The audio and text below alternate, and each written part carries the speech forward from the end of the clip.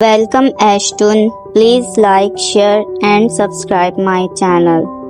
एक दफा का जिक्र है कि एक खूबसूरत जंगल में एक भालू और शहद की मक्खी रहते थे। भालू बहुत बड़ा और भारी था और हमेशा कुछ न कुछ खाने की तलाश में रहता था। दूसरी तरफ शहद की मक्खी छोटी और मेहनती थी, जो दिन भर फूलों से रस जमा करके अपने छत्ते में शहद बनाती थी। एक दिन भालू जंगल में घूम रहा था कि उसे एक दरख्त पर मक्खी का बड़ा सा छत्ता नजर आया। भालू ने सोचा, आहा, आज तो मेरी किस्मत जाग उठी है, इतना सारा शहद और मुझे मेहनत भी नहीं करनी पड़ेगी। वो फौरन दरख्त के पास गया और अपने भारी पंजे से छत्ते को हिलाने लगा ताकि शहद गिर जाए। मक्खी, जो करीब ही फूलों से रस जमा कर रही थी, ये देखकर फौरन वापस आई और भालू से कहा, भालू भाई, ये क्या कर रहे हो? ये शहद मैंने और मेरी साथी मक्खियों ने मेहनत से बनाया है, तुम्हें उससे यूं छीनने का कोई हक नहीं। भालू ने कहा लगाया और बोला, मैं बड़ा और ताकतवर हूँ, मैं जो चाहूँ कर सकता हूँ, तुम्हारा ये छोटा सा शहद का छत्ता मेरे लिए कुछ नहीं। मक्खी ने सोचा कि भालू को सबक सिखाना जरूरी है। वो अकेली थी मगर इसने हार नहीं मानी। फौरन अपने छत्ते की दूसरी मक्खियों को बुला लिया। देखते ही देखते मक्खियों का पूरा झुंड वहाँ पहुँच गया